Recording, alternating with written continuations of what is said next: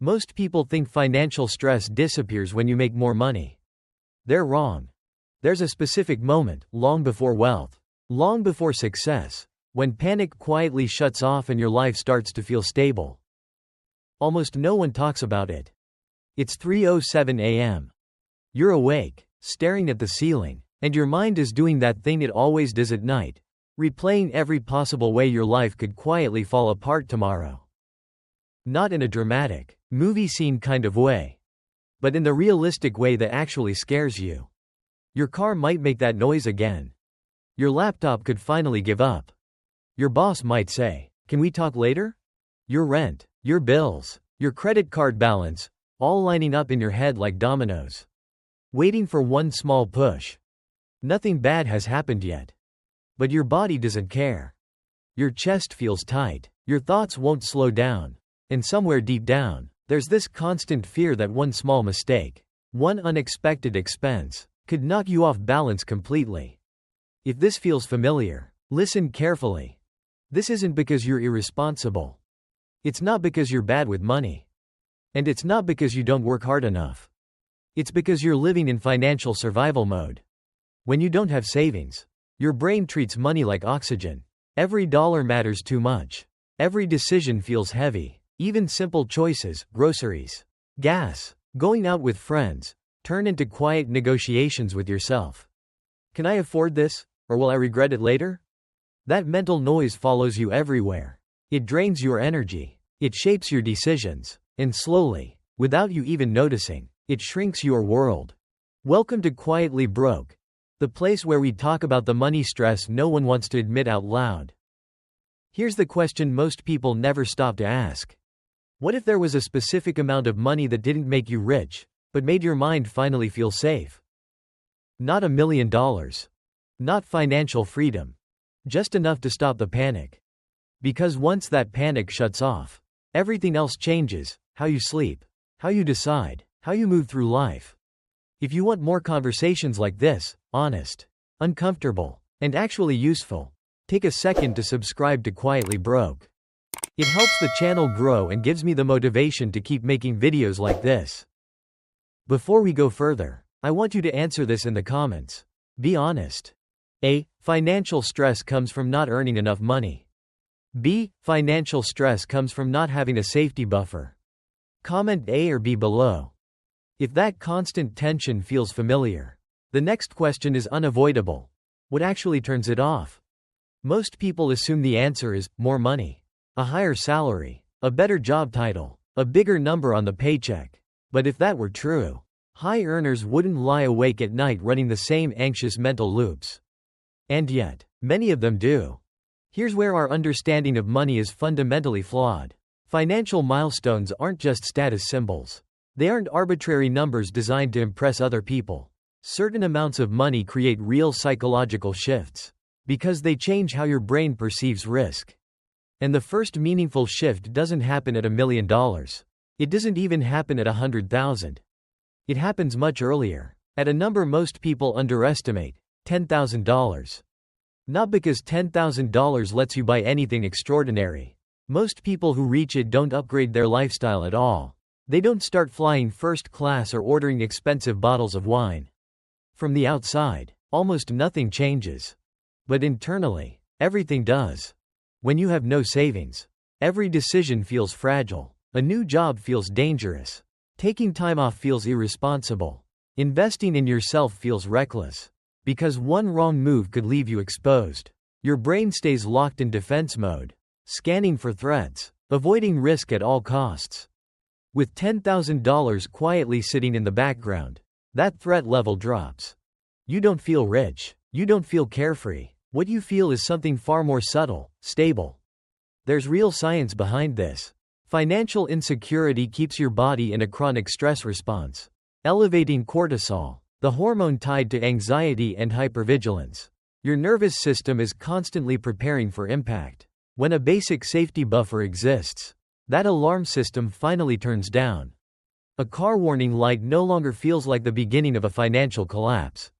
It's annoying, but solvable. An unexpected bill doesn't trigger panic, it triggers problem solving. This distinction matters more than most people realize. Panic narrows your thinking. It forces short-term decisions. It makes you cling to situations you've outgrown simply because they feel familiar. Stability does the opposite. It gives your brain enough space to think past tomorrow. $10,000 doesn't make you bold. It doesn't make you reckless. It simply gives you permission to stop operating like everything is about to fall apart. And once that fear loosens its grip, the way you make decisions begins to change in ways that are quiet, invisible, and incredibly powerful. Once that fear quiets down, something deeper begins to surface, and this is the part almost nobody talks about. The real power of saving your first $10,000 has very little to do with emergencies, and almost everything to do with identity. From the outside, an emergency fund looks passive. The money just sits there. It doesn't earn applause. It doesn't change how you dress or where you go on weekends.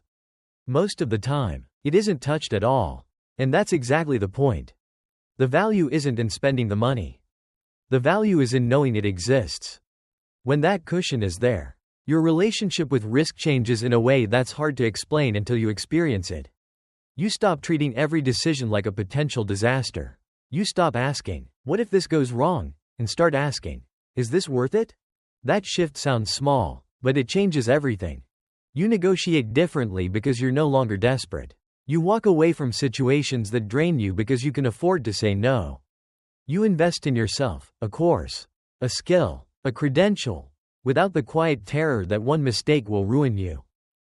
This is what $10,000 really buys: optionality.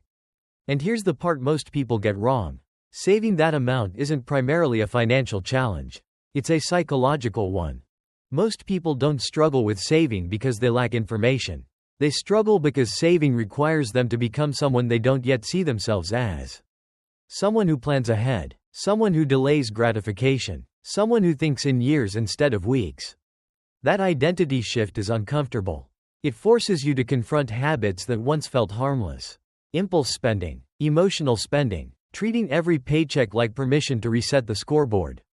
This is why so many people try to save aggressively for a few months, then burn out and quit. They approach saving like a punishment instead of a transformation. They focus on the restriction, not the person they're becoming. The people who reach $10,000 do something different. They don't obsess over how much they're saving each month. They focus on consistency. They build systems that remove emotion from the process. And slowly, almost without noticing, their self-image changes. Saving the first $1,000 feels brutal because it demands constant willpower. You have to say no again and again. But once the habits are in place, each additional $1,000 requires less effort. By the time you're halfway there, saving no longer feels like sacrifice. It feels normal. At some point, you cross an invisible line. You stop seeing money as something that slips through your fingers, and start seeing it as something you can hold on to. And when that happens, your decisions stop being reactive. They become intentional. $10,000 doesn't turn you into a different person overnight, but it proves something powerful. You're capable of creating stability. You're capable of protecting your future self. And that belief quietly reshapes how you move through the world. Once you've internalized that identity, money stops being a source of fear and starts becoming a tool. Once you stop reacting to money emotionally and start seeing it as a tool, the question naturally shifts from who you are to what that stability actually allows you to do in real life. This is where $10,000 stops being an abstract idea and starts changing outcomes. Most financial setbacks don't ruin people because they're massive. They ruin people because they arrive when there's no margin. A car repair, a medical bill, an unexpected trip, a short gap between jobs. None of these are rare. And none of them are catastrophic on their own. What makes them devastating is timing. They show up when there's nothing to absorb the impact. $10,000 changes that math. It doesn't make problems disappear, but it prevents them from snowballing. A car issue becomes a logistical problem instead of a financial emergency. You fix it, move on, and your life doesn't collapse around it. A medical surprise is stressful, but it doesn't force you into debt or desperate decisions. Even something as scary as losing a job becomes survivable, because you've bought yourself time. And time is the most underrated asset in personal finance. Time means you don't have to accept the first bad opportunity that comes along. It means you can be selective instead of frantic. It means you can think in weeks and months instead of days. That breathing room alone changes the trajectory of your career and your income far more than most raises ever will. But the real shift isn't just protection from downside. It's access to upside. Without savings, opportunities feel like threats. A certification that could increase your income feels risky because it costs money up front. A networking event feels wasteful because you're focused on immediate expenses. A new path feels reckless because you can't afford to fail. With $10,000 behind you, those same choices look completely different. They're no longer gambles. They're calculated risks. You start investing in things that compound over time. Skills, relationships, credibility. You say yes to opportunities that your old self would have avoided. Not because you're suddenly confident, but because you're no longer cornered. This is why someone with moderate income and solid savings often outpaces someone with high income and no buffer. The high earner is trapped maintaining appearances and covering commitments. The saver has flexibility, and flexibility is what creates leverage. At this point, money stops feeling like something that disappears every month. It starts feeling like something that works for you, quietly in the background, supporting better decisions. $10,000 doesn't make your life perfect. It doesn't eliminate stress entirely, but it shifts your default state from constant defense to quiet readiness. And that shift is what allows progress to finally take hold, not through dramatic changes, but through steady, intentional choices that stack up over time. And when those steady, intentional choices start to stack, you begin to notice something that has nothing to do with numbers on a screen. Life feels quieter. $10,000 doesn't announce itself. It doesn't change how you look from the outside. You're not suddenly free from responsibility. And you're definitely not rich. You still compare prices. You still think twice before spending. You still live within limits. But the difference is internal. You're no longer holding your breath every time you check your bank account. You're no longer scanning your life for the next thing that might go wrong. The background hum of financial anxiety, the one that used to follow you everywhere, starts to fade. That breathing room does something powerful. When you're not constantly stressed, you sleep better. When you sleep better, you think more clearly. When you think more clearly, you make better decisions, not heroic decisions, ordinary ones. And those are the decisions that quietly shape the direction of your life. This is why $10,000 matters. Not because it's impressive, but because it creates space between you and your fears. Space to respond instead of react. Space to plan instead of scramble. If you're nowhere near that number right now, that doesn't mean you've failed. It just means you're earlier in the story. You don't reach this point through dramatic sacrifices or sudden discipline. You reach it through consistency. Through small choices repeated long enough to change who you are. The real milestone isn't the balance itself. It's the moment you realize you're no longer operating from panic. You're no longer surviving one paycheck at a time. You're building something, even if it's invisible to everyone else. $10,000 isn't the finish line. It's the moment you step off the treadmill. And once you've experienced that shift, once you know what it feels like to move through life without constant financial fear, you don't go back. What this entire journey really reveals is something most people never hear when they're stressed about money. Financial progress doesn't begin with growth. It begins with stability. Before investing, before side hustles, before big plans for the future, there is a quieter and far more important phase, creating enough safety to think clearly. Without that foundation, every decision is distorted by fear. You don't choose what's best for you. You choose what helps you survive another month. And over time, that survival mindset becomes a cage. It keeps you busy, exhausted, and reactive, even if your income slowly increases. Saving your first meaningful buffer, like $10,000, isn't about becoming wealthy. It's about reclaiming your mental space. It's about turning constant anxiety into manageable problems, and panic into perspective. Once that happens, money stops being the enemy you're fighting and becomes a tool you're learning to use. You start planning instead of guessing. You start choosing instead of avoiding.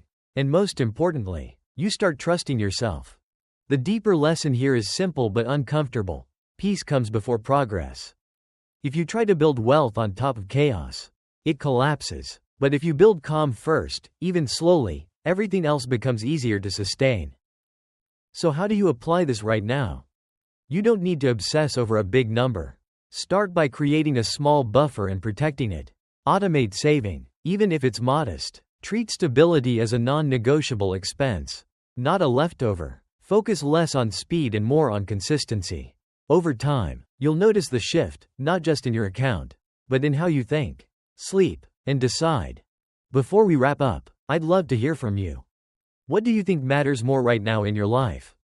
Building a safety buffer, or increasing your income? Comment your answer below so others can see different perspectives. And if this video resonated with you, please consider subscribing to Quietly Broke. It helps support the channel and gives me the motivation to keep creating honest, meaningful content like this for you.